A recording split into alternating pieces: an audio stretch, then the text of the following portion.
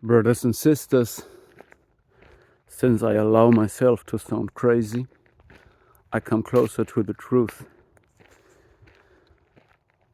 And since I speak to nobody, nobody understands me. Sounds cryptic, right? Yeah, I started reading Nietzsche again, and Nietzsche. That's Nietzsche's spirit. He spoke to nobody as well. But I don't compare myself to him. Anyway, I got a secret for you. I will spoil a secret, which means I will speak it. So, when you don't do shadow work, you're in a naive state of living, you just live in your life.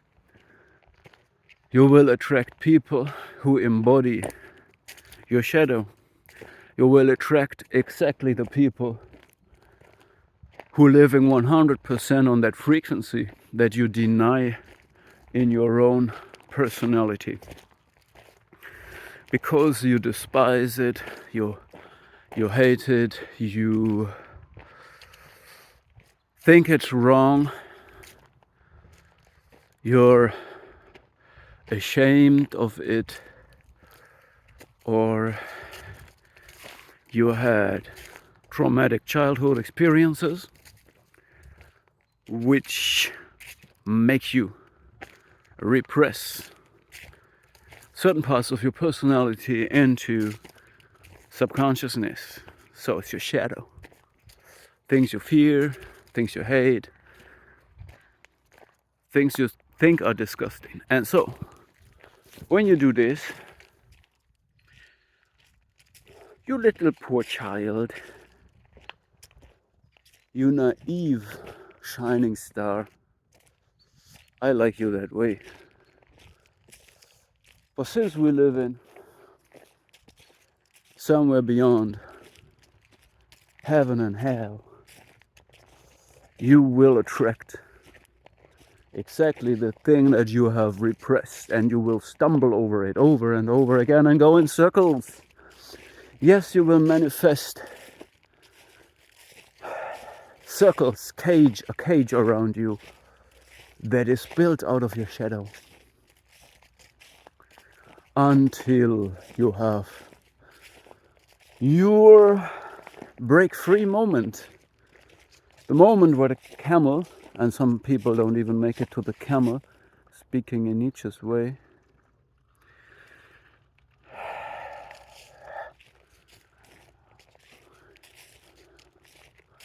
you become the lion. You free yourself, you say no more. You have been led to your crucifixion like Christ. And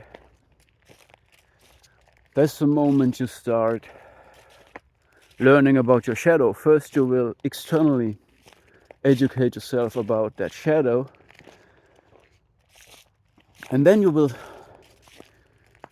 in a process, start to integrate parts of that into yourself, which is very hard, because something that you hate, despise, think it's disgusting, ridiculous, unnecessary, whatever, bad, evil, whatever.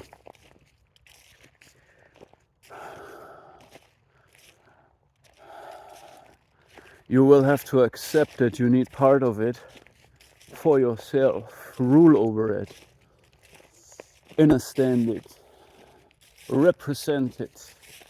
Okay, so I was a person giving you a personal example. I didn't want to do this. Okay, I think I can do that. See, I was a person when I saw other men operating in the spirit, in the masculine spirit of, you could call it Luciferian spirit of domination and competition. I always thought, what are they doing? Man, that's so ridiculous. I'm out. Whatever you're competing for, take it. Fight about it. Whatever. I'm coming from a different angle of feeling and understanding, you know. I feel like I possess things in whatever realm in another way. I don't want to have things that I have thought about violently in this way, you know. So I created different ways, and I made this my shadow, the dominant, competitive, Luciferian, self-absorbed, envious, controlling, and so on spirit, okay? But then it can happen that you are forced to integrate this, because when them people come in too close, right? The only way to to keep some people away from you is to exactly give them a taste of the medicine, right? So, and when you know, I told you I've given you a secret today. So the secret is that I'm not there yet, right? So I told you, part of it is your shadow will manifest around you in form of a cage that makes you go in circles in your life. And then probably when you're courageous enough and you are abused enough and you're suffered enough, you break free, you turn from camel to lion. You start recognizing the shadow in the outside, and then in the process you integrate parts of that shadow into yourself. Now you have new eyes. Now you see the shadow that you could not see before. That's why you attracted these people, because these people had that shadow within them, but you didn't see it. This means they could deceive you. So you have new eyes now. Everything is new. You see the shadow that you have integrated in others, and this is why you can address it, accept it, and deal with it. Yeah. Now this is the secret. It's boring, right? It's not like super dopamine releasing, rewarding, scandalous, violently interesting and entertainment, like entertainment should be, right? I'm so sorry. How can I instant gratify you now?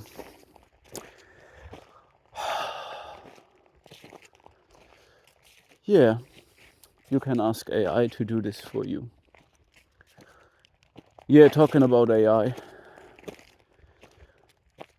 I'll soon make a video about a topic. AI, right? I'm gonna tease you and edge a little bit. CAI is faster than we are,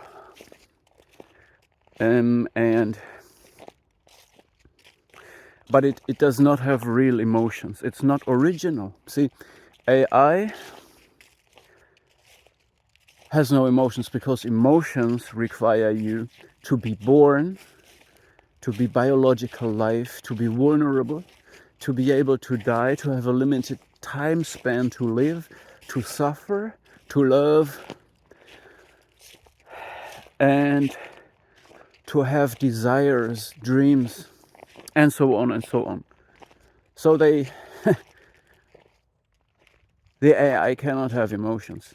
It can mimic emotions, but we all are the originals. We create emotions, we create culture, we create pictures, we create archetypes.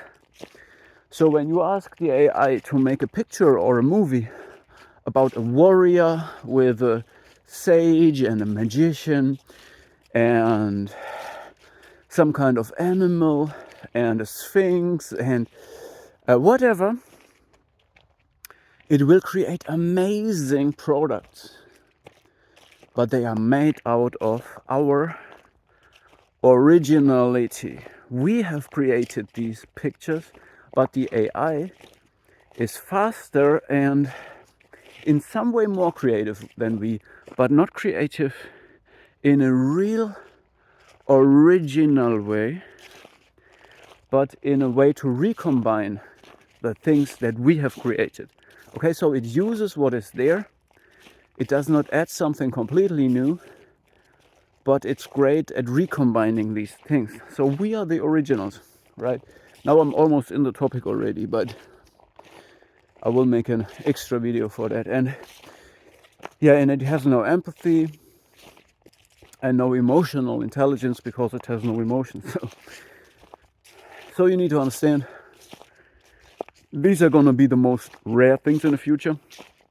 Emotional intelligence, emotions in general, emotionally regulated people who know what love is, gonna be the rarest people in the future because the AI is coming. The AI is influencing people. We have